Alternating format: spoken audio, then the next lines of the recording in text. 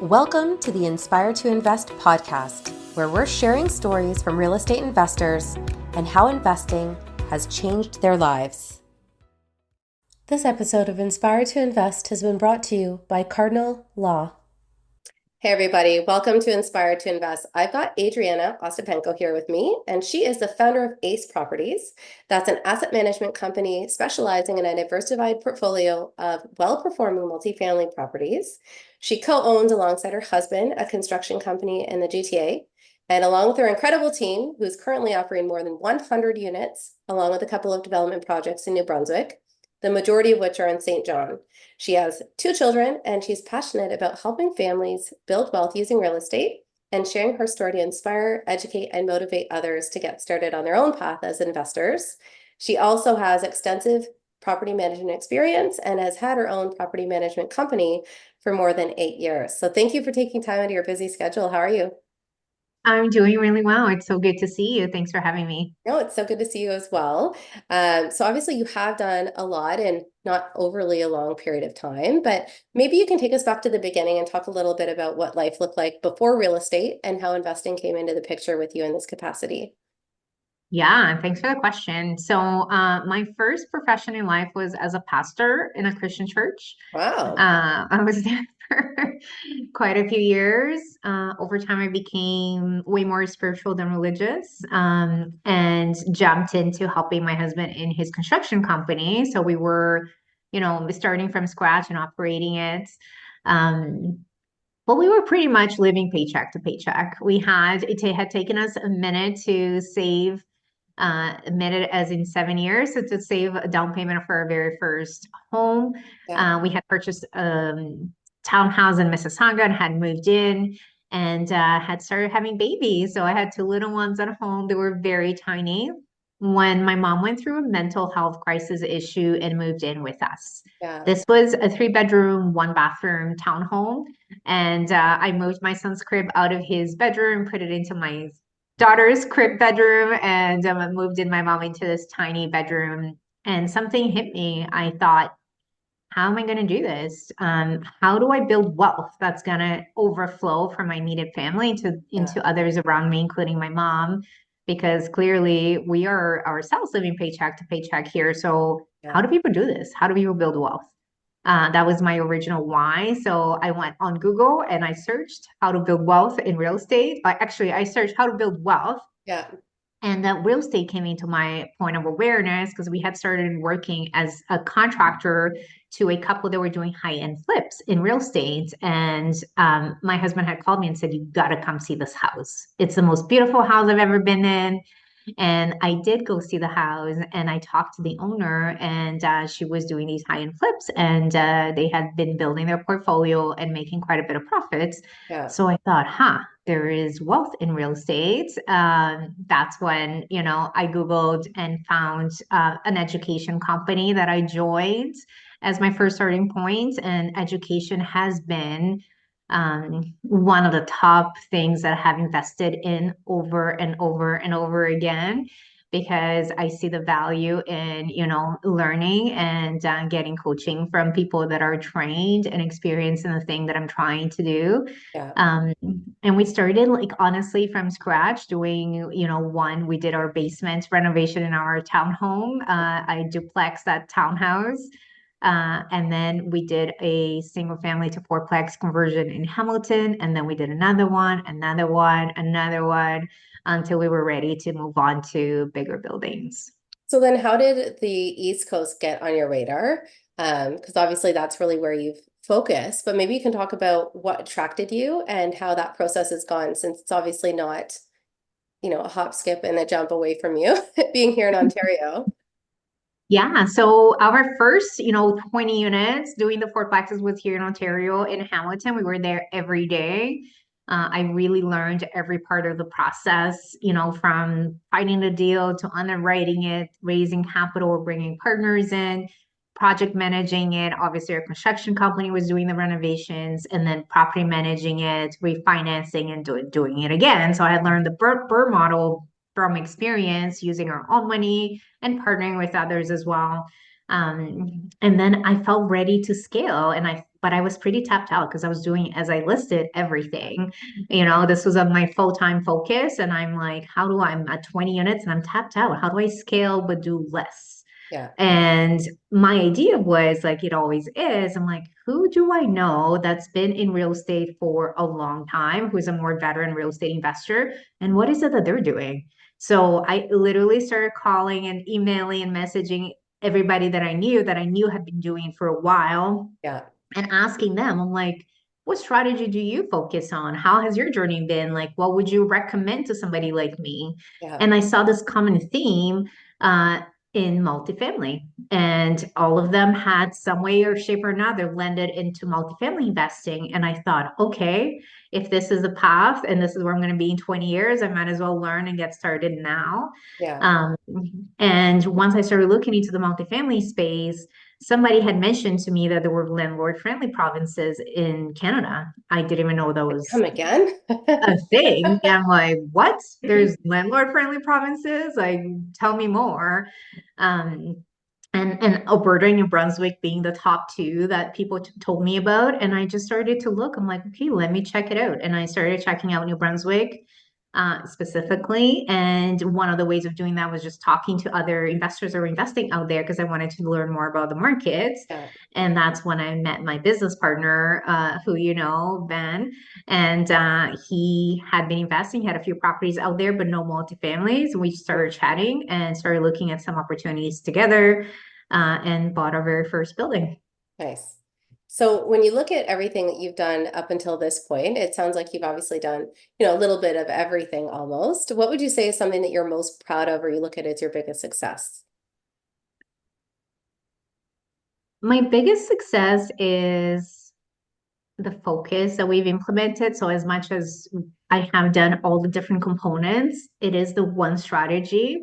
I haven't jumped from strategy to strategy. We've done, the add value strategy to properties, starting with smaller multifamily and then scaling to larger multifamily, but it is the same process. Numbers change, the zeros at the end, it changes, and commercial just was so much easier than I could have ever expected. In fact, by the time I got to the commercial properties, I'm like, oh my God, nobody told me that it was so much easier Yeah. to, run and acquire and scale and manage and operate than it was the residential ones that we had been Mm. doing. So definitely landed to a sweet spot. I have a, strong skill set around building businesses and building, systems.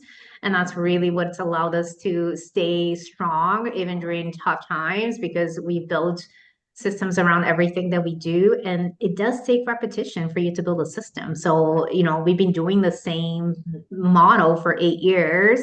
Although, like I said, it's scaled in the number of units and it's scaled in the amount of dollars at the end.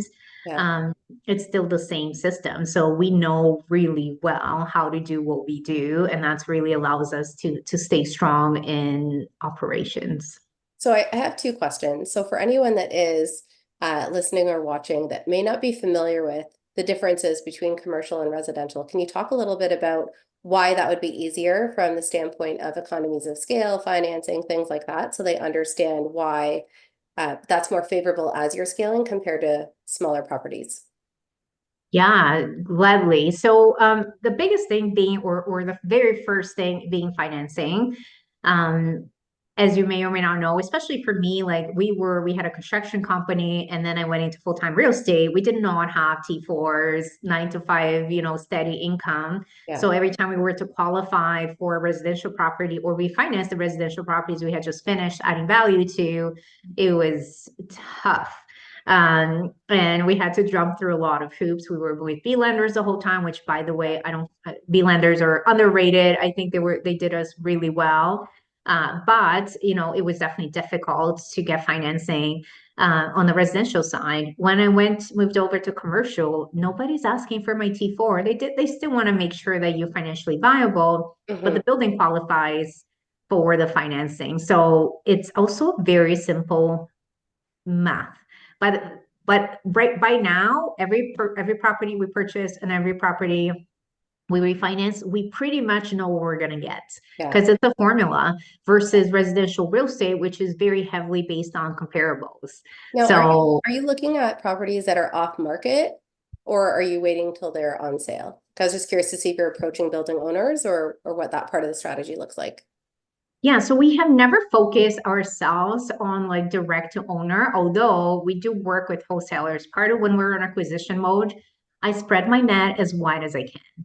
So I do touch base with wholesalers, and we have bought properties off of wholesalers before. Yeah. If building owners, which they have approached us in the past, we'll definitely, do negotiations with them. Although I Yeah. do like to bring a realtor in always. That's my preference.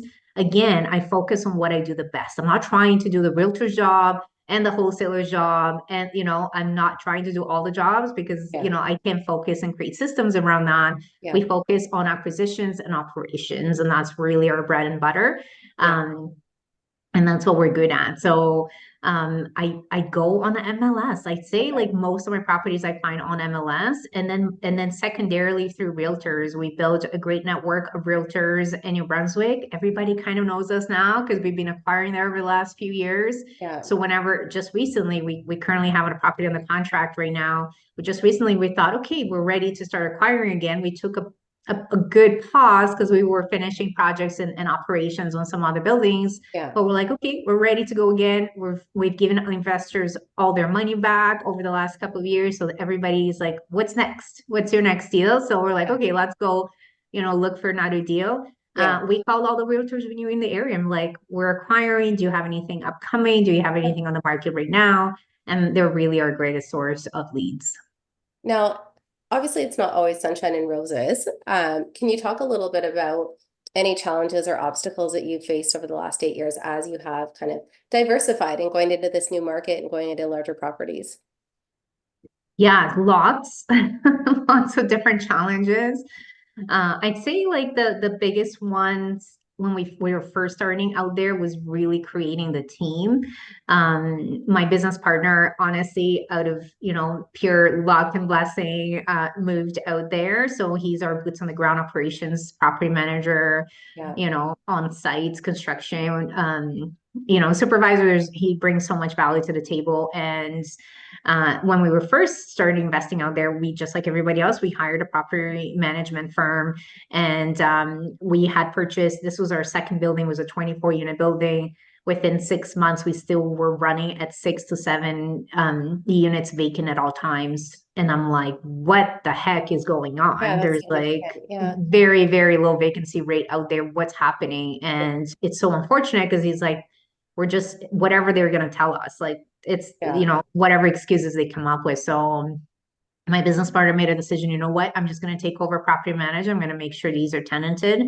And he did. And that's made a massive difference in Yeah. the performance of our portfolio because that building, the 24 unit, has never had a vacancy since. Like, I mean, turnover is just on a clockwork here. So being able to, and this is what I'm going to tell everybody that's investing out there and you're looking for active partners. You're looking for an operator. Okay. If you're going to put your money with somebody, put your money with an operator, somebody whose full-time job in business, day in and day out, is to operate your assets. Yeah.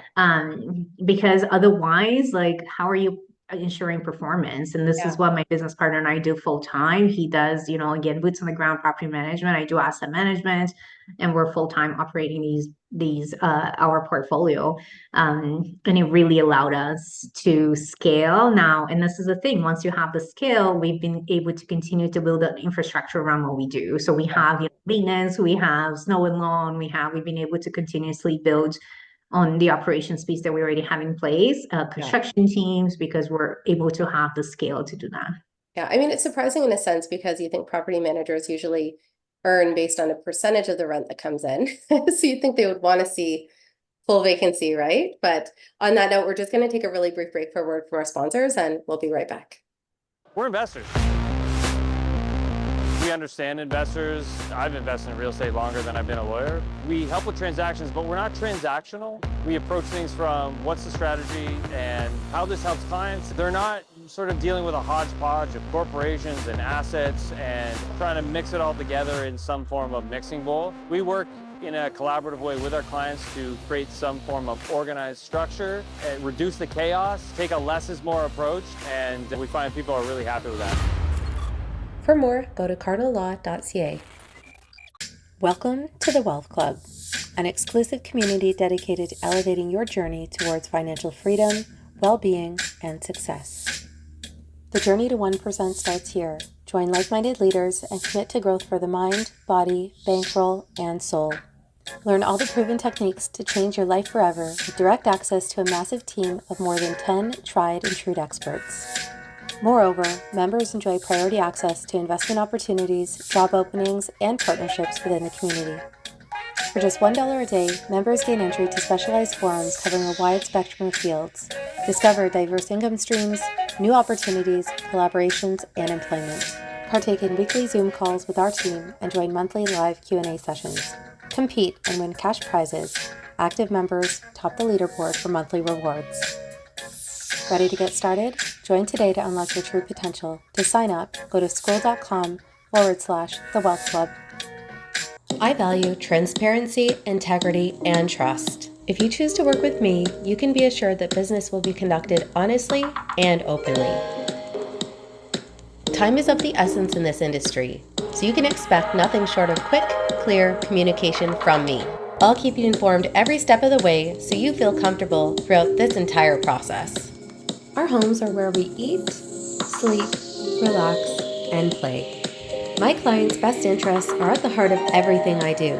And with this said, my service to you doesn't end when the transaction does. As your realtor, I'll not only help you buy and sell your property, I'll also educate and support you along the way. I want to help you fulfill your goal of home ownership and become your trusted real estate resource for life. I can't wait to share my passion for real estate with you. More importantly, find you the perfect house to turn into your home. Looking to buy, sell, or invest in Durham Region or Toronto? Let's chat. I value transparency, integrity, and trust. If you choose to work with me, you can be assured that business will be conducted honestly and openly. Time is of the essence in this industry, so you can expect nothing short of quick, clear communication from me. I'll keep you informed every step of the way so you feel comfortable throughout this entire process. Our homes are where we eat, sleep, relax, and play. My clients' best interests are at the heart of everything I do. And with this said, my service to you doesn't end when the transaction does. As your realtor, I'll not only help you buy and sell your property, I'll also educate and support you along the way. I want to help you fulfill your goal of home ownership and become your trusted real estate resource for life. I can't wait to share my passion for real estate with you. More importantly, find you the perfect house to turn into your home. Looking to buy, sell, or invest in Durham Region or Toronto? Let's chat. Inspired to Invest is proud to support the Beyond Success program. In today's complex world, it's absolutely crucial for our youth to learn how to take charge of their financial future. We believe that every young person deserves access to accurate, practical financial information. Designed to bridge the gap, the Beyond Success program leverages a comprehensive educational bootcamp to equip young minds with essential financial literacy skills. At Beyond Success, it's not just about teaching financial literacy, it's also about fostering a foundation for a prosperous and empowered future. Join us. Together we can build a brighter financial future for the next generations. Join us. Together we can build a brighter financial future for the next generations. Hey everybody, welcome back to Inspired to Invest. I've got Adriana Ostapenko here from Ace Properties, and she's talking about how she's scaled her portfolio from, smaller single-family homes here in Ontario to multifamily properties in the East Coast. And we were talking about some of the challenges that she experienced with property management companies and then how they've kind of taken that over. I guess one of the things I always like to ask people is, what's the craziest thing that you've experienced so far as a real estate investor? Interesting. This could go in so many directions. I'd say last year what hit us the hardest was CMHC rule changes. That was definitely, something that we never predicted or could have expected. It's interesting because although the interest rates had a massive impact on everybody, and it did on us too, it was not nearly as impactful to us and how we run our business model as the CMHC rule change. So, So we can did you get explain, impacted. for anyone listening, can you explain what that is? Because I'm aware of it, because you've seen like the changes and they kind of change back. And it's like, think about how many people like literally that's destroyed and then they just went back. So maybe you can talk about that in a little more detail. Yeah, of course. And this was one of the things that I was going to mention earlier too, that differences between residential and commercial. I mean, with commercial, again, we're talking about scale here. There's this product, obviously CMHC does residential as well, but CMHC is really, the golden goose, I call it, of commercial real estate. They do offer the best. It's an insured product that offers, the best rates and the best lending terms. Right now we're getting, quoted at 3.3% on, a refinance, which is fantastic. So they're really the greatest. The challenge with CMHC, just like any other, type of jurisdiction, services like this, is they change their rules often. And it's quite tough because when you can be starting a project, which we did on this 52 unit building project, with a CMHC exit in mind and following their guidelines of point systems. By the time we were, about 75% completed, they changed their regulations and they were no longer allowing us to use the same systems. It was specifically around timelines. We had followed all the points and we had achieved all the points and targets that we were supposed to achieve. However, they had changed their timeline on us and said, okay, even though you followed everything and you've been approved for everything, you're not allowed to tap into the equity for another 2 years. And that was a tough call. We did not have, high interest loans to pay back, but we did have quite a bit of equity partnerships that had been projected to be paid out within 2 years. And now we were at the danger of having to wait an additional 2 years, which was obviously very tough conversations to have with all of our investors. Luckily, they did accept our application within the timeline that we had originally projected to our investors. And we're just about 30 to 45 days away from closing that refinance and paying everybody out plus profits, which is exciting, but it was a tough go there and scare for a moment. Yeah, I mean, I think it's one thing that really surprised me that, that they changed these things with no notice. And you'd almost think that they'd put some sort of parameters on it, like for anyone that's within this 6 months or that started down a certain path, because I've known of other people that had developed plans based on the energy points and stuff like that. So by changing those points, the projects are almost not even viable anymore, right? So you think that they would give at least some sort of bandwidth, like some leeway for people that are kind of going down this path, because it is just really, really destructive, not only to the active investors, of course, to the passive and stuff as well. Now, for someone that is starting down this path, what would you say is some of the best advice that you could pass along to somebody that is just starting to get their feet wet? In real estate in general? Yeah. Yeah, I'd say get some education. There's a lot to learn. Make sure you find coaches, mentors that are actively today doing the things that you're wanting to do versus, sometimes people put in experience, but then they change careers altogether and they're coaching and they have some experience, but, having a coach that's actively doing what the work and the business that you want to run. Yeah.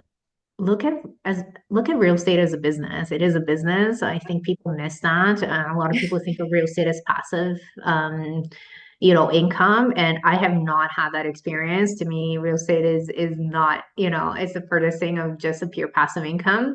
Obviously, there is ways to in partnership, but even that is a business of its own. They need to be managing it and proactive and have systems around to minimize losses, mitigate risks, and ensure highest profits. That was actually one of the other questions that I had in regards to the portfolio. So I think, there's a lot of, not talk, but like a lot of teachers will talk about either putting a certain value of your portfolio into different corps, or like depending on the size of the property, would all have their own corp. Can you talk about your corporate structure and how you've set that up and how many companies you'd have based on the number of units that you have and how you've gone about structuring that?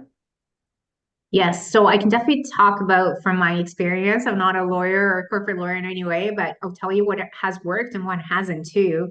So the way we have it structured is we do have a holding corp that owns shares in all of our real estate corporations. Every single building has its own corporation, and I Mhm. would highly recommend that to be the case. I mean, if you are, And that's it's just just the this. multifamily properties or all of them? That's the multifamily properties, and we have majorly gotten rid of our residential Okay. portfolio. I do have a couple properties left in our portfolio. One of them is in a corp, one of them is in our personal name. Here's if you are doing smaller properties, here's something that I learned, and I only learned that from experience. A couple of years back, we did sell two fourplexes that we owned and sold them for a really good price. So quite a bit profit came in. One of them was in a corporation, one of them was in our personal name. And the one that was in the corporation just paid way significantly less tax than the one that was in our personal name. So I do see value in corporations here. Yes, there's a cost, an annual cost to it, but it's worth it just based on that comparison alone. So really like every single building is its own corporation, although the shares that I own in each building comes from one company. The one company owns the shares. And the reason for that is you want to streamline the flow of the flow of cash. Yeah. So the moment that I get any, cash flow payments and or equity payments from those buildings, they flow towards the one corporation that manages Yeah. those funds. Yeah. Yeah, and I think that's smart. I think that's one of the things that I've seen with companies that have been in distress, like they're blurring a lot of the lines between personal and corporate expenses, for one. Just having properties that are, put together, it gets it really sticky and makes it complicated. And then to your point about selling, like even when I had my properties as well, like when I sold them in my corp, it was very little when it came to tax, just based on, I guess, the accountants working their magic and all the different benefits that come along with corporations. Now, obviously, you have done a lot in the last 8 years. What would you say is next for you? And when it comes to financial freedom, like, do you feel like you've attained that? Are you still working towards it when it comes to a certain number of doors or cash flow? Yeah, great questions. What's next? I've been doing a lot of inner work, like focusing on next levels, not only in business and money, but just in joy and peace and happiness and presence. And, I do feel like real estate changed my financial life and my mom now, I told you my story in the beginning. She has a full secondary source of income that comes from her investments. Mhm. She, invests with us in multiple deals. And that's one of my ways of deciding if I'm going to move forward with a deal or not. I ask Yeah. myself, would I invest my mom's money in this deal? If the answer is no, then I'm not investing anybody else's money in this deal. It's really about sustainable growth for us. We do have a couple development projects, so development is newer to me, but I'm excited to explore fully what that looks like. We are looking all the way into build and adding that. And I don't really like to speak of anything unless I've put full proof of concept. So we're still in the process here, but by the time we get through one or two, if it works numbers wise and logistics and operations wise, then I can see us continue to focus on developing new multifamily apartment buildings. Yeah. And what was your second question? Just in terms of financial freedom, like, do you feel like there's something specific that you've been working towards in terms of cash flow or number of doors, or do you feel like you've reached it already? Yeah, I honestly feel very blessed. I have I have, a business that provides an active income that's, supports our lifestyle, which is amazing. And then I have all the passive, long-term equity projections as well from operating the assets plus the cash flow. So we have it's really changed our financial life. I think there's always new levels though. And again, I don't mean that in like number of doors or a specific number of cash flow, but now I can tap into a place where I'm like, how else can I expand, you know, um, myself in terms of who I am, but also in terms of like allowing abundance in different ways and levels. So I definitely see, I'm still young. My kids wouldn't think that, but I'm still young and still lots to go. So I'm definitely excited to see what else comes down the pipeline. Yeah, no, awesome. Now, for the name of the podcast is obviously Inspire to Invest. So I always like to ask people what's a quote that motivates or inspires them? Yeah, that's a great question. Okay, I'm gonna go baseball on you. My daughter plays softball. Don't let the fear of striking out keep you from playing the game. I think, a lot of us get paused and paralyzed by fear. There is obviously things to leverage fear to your advantage, but don't let it keep you from getting in there because it can be truly life-changing. Yeah, no, I love that. So for anyone that does want to get in touch with you to learn more about your opportunities, what's the best way for them to reach you? Yeah, social media, Instagram and Facebook. It's my name, Adriana Ostapenko. Feel free to reach out on there and we can connect. Great. Well, thank you for your time today. And of course, for anyone that is watching or listening, if you've enjoyed this episode, please make sure that you like, comment, and subscribe below or leave a review. And of course, remember, when you invest in yourself, the sky's the limit. Thanks again.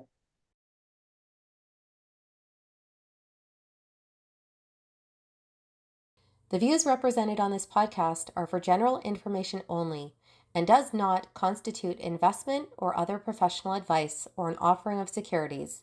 The host and guests featured on Inspire to Invest make no representations as to the performance of any particular investment. Should you decide to make an investment, you are responsible for conducting your own review and analysis. It is recommended that you obtain independent legal, accounting, and tax advice from licensed professionals.